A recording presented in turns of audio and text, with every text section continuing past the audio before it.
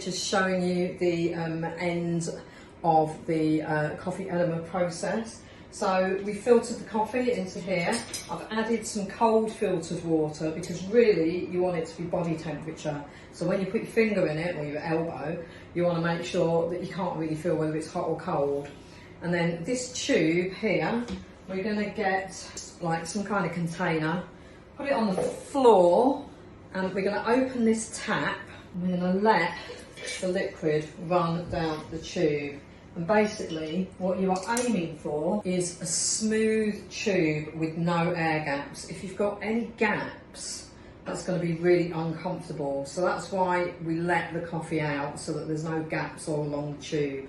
It's going to be much easier. And obviously close the tap before you take it out, and then you lie down relatively near the toilet, and this is your belly button.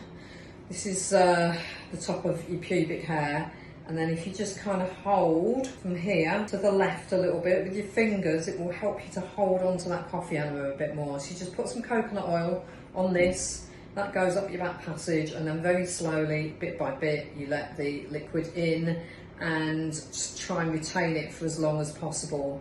With coffee enemas, we suggest about 15 minutes. Coffee enemas are really great for cleansing your liver. That's how to do a coffee enema.